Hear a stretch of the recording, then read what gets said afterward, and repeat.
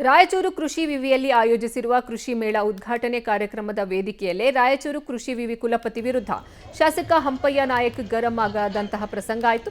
ಸ್ವಾಗತ ಭಾಷಣದ ವೇಳೆ ಹೆಸರು ಕರೆಯದೇ ಇದ್ದಿದ್ದಕ್ಕೆ ಶಾಸಕ ಹಂಪಯ್ಯ ನಾಯಕ್ ಆಕ್ರೋಶವನ್ನ ವ್ಯಕ್ತಪಡಿಸಿದ್ದಾರೆ.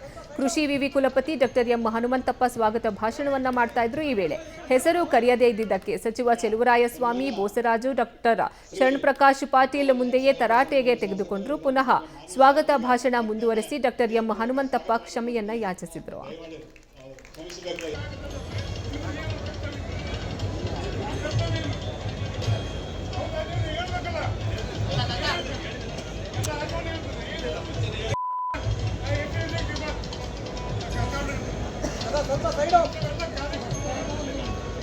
ಕೊಡಗಿನ ಕಾಫಿ ತೋಟದಲ್ಲಿ 20ಕ್ಕೂ ಹೆಚ್ಚು ಕಾಡಾನೆಗಳ ಹಿಂಡು ಬೀಡು ಬಿಟ್ಟಿವೆ. ತೋಟಗಳಿಗೆ ತೆರಳದೆ ಹಿಂದೇಟು ಹಾಕ್ತಿದ್ದಂತಹ ಕಾಫಿ ತೋಟದ ಕಾರ್ಮಿಕರು ಕೊಡಗು ಜಿಲ್ಲೆಯ ವಿರಾಜಪೇಟೆ ತಾಲೂಕಿನ ಬ್ಯಾಡಗ ಬಾಣಂಗಾಲ ಗ್ರಾಮದ ವ್ಯಾಪ್ತಿಯಲ್ಲಿ ಕಾಡಾನೆಗಳು ಬೀಡು ಬಿಟ್ಟಿದ್ವು. ಕಾಡಾನೆಗಳನ್ನ ಕಾಡಿಗೆ ಅಟ್ಟೋಕೆ ಅರಣ್ಯ ಇಲಾಖೆಯ ಸಿಬ್ಬಂದಿ ಕಳೆದ 2 ದಿನಗಳ ಹಿಂದೆ ದುಬಾರೆ ಮೀಸಲು ಅರಣ್ಯ ಪ್ರದೇಶಕ್ಕೆ ಅವನ್ನ ಓಡಿಸಿದ್ದಾರೆ. ಮತ್ತೆ ಕಾಫಿ ತೋಟಗಳಿಗೆ ಲಗ್ಗೆ ಇಟ್ಟಿವೆ ಈ ಕಾಡಾನೆಗಳು. ಅರಣ್ಯ ಇಲಾಖೆಯ ಸಿಬ್ಬಂದಿ ವಿರುದ್ಧ ಕಾಫಿ ತೋಟದ ಕಾರ್ಮಿಕರು ಹಾಗೂ ಮಾಲೀಕರು ಆಕ್ರೋಶವನ್ನ ವ್ಯಕ್ತಪಡಿಸುತ್ತಿದ್ದಾರೆ.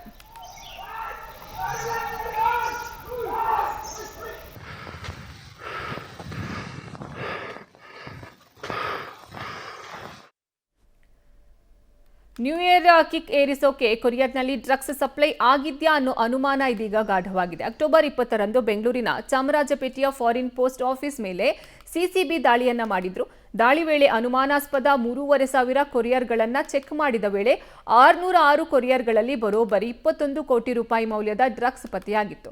ಡ್ರಗ್ಸ್ ಪತ್ತೆಯಾದ 606 ಕೊರಿಯರ್ಗಳ ಬೆನ್ನತ್ತಿದ ಪೊಲೀಸರಿಗೆ ಶಾಕ್ ಆಗಿತ್ತು. ಯಾಕಂದ್ರೆ ಅಷ್ಟು ಕೊರಿಯರ್ಗಳ ಅಡ್ರೆಸ್ಗಳು ನಕಲಿಯಾಗಿದ್ವು. ಕಳೆದ 2 ತಿಂಗಳಲ್ಲಿ ಒಂದೇ ಒಂದು ಅಡ್ರೆಸ್ ಕೂಡ ಪೊಲೀಸರಿಗೆ ಪತ್ತೆಯಾಗಿರಲಿಲ್ಲ. ಕೆಲ ಕಡೆಗಳಲ್ಲಿ ಅಲ್ಲಿನ ಸಿಬ್ಬಂದಿಯೇ ಈ ದಂಧೆಯಲ್ಲಿ ಭಾಗಿಯಾಗಿದ್ದು ತಲುಪಿಸಬೇಕಾದ ಕಡೆಗೆ ತಲುಪಿಸ್ತಾ ಇದ್ದಾರೆ. ಸದ್ಯ ತನಿಖೆ ಮುಂದುವರೆದಿದ್ದು ಯಾವೆಲ್ಲ ರೀತಿಯ ಪೆಡ್ಲಿಂಗ್ ನಡೀತಾ ಇದೆಯೋ ಅನ್ನೋದು ಬಯಲಾಗಬೇಕಾಗಿದೆ. ಚಂದನವನದ ವರನಟಿ ಡಾಕ್ಟರ್ ಎಂ ಲೀಲಾವತಿ ನಿಧನರಾಗಿ ಇಂದಿಗೆ 1 ವರ್ಷ. ನೆಲಮಂಗಲ ತಾಲೂಕಿನ ಸೋಲದೇವನಹಳ್ಳಿಯ ತೋಟದಲ್ಲಿರುವ ಲೀಲಾವತಿ ಸ್ಮಾರಕಕ್ಕೆ ಪೂಜೆಯನ್ನ ನೆರವೇರಿಸಲಾಯಿತು.